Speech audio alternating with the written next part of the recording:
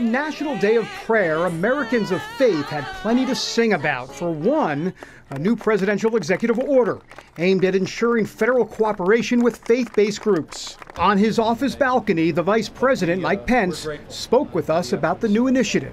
This is really about making sure that as we develop policies for the country that we're always making room for those unalienable rights, the free exercise of religion that Americans cherish. While the White House Faith Initiative is making headlines, it's what's happening behind the scenes inside the White House that is having quite a bit of spiritual impact. CBN News has often reported on the unprecedented direct access between evangelicals and this president.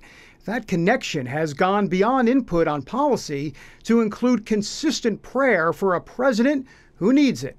Prayer alive and well in the White House as well, not just on the National Day of Prayer. We've heard stories. There's prayer going on inside that White House. There's prayer going on a regular basis in this White House. And it's one of the most meaningful things to me is whether it's public meetings or not. I've lost count of the number of times that the president's nudged me or nudged another member of the cabinet and said, let's start this meeting with prayer. On this special day, the intersection of faith and politics takes on even greater meaning with preparations for the historic move of the U.S. Embassy to Jerusalem. Many Christians praying for the peace of Jerusalem. What about the embassy? Will you or the president go over to the embassy May 14th when it opens in Jerusalem? I know construction is underway. I just saw some good photographs of some of the finishing touches being put on. We're all finalizing plans about the American delegation. We'll have announcements about that in the days ahead. But when we open the American embassy in Jerusalem, we will, in a very real sense, end this historic fiction. We'll embrace reality, and President Trump and I both believe that in doing that, that peace in the region becomes more possible. Iran remains one of the greatest threats to that peace. Just as President Trump faces a deadline on possibly pulling out of the nuclear deal with that country, Israeli Prime Minister Benjamin Netanyahu delivered a shocking expose. And what about Netanyahu specifically about what he said the other day about Iran lying about their nuclear weapons program? Do you believe that?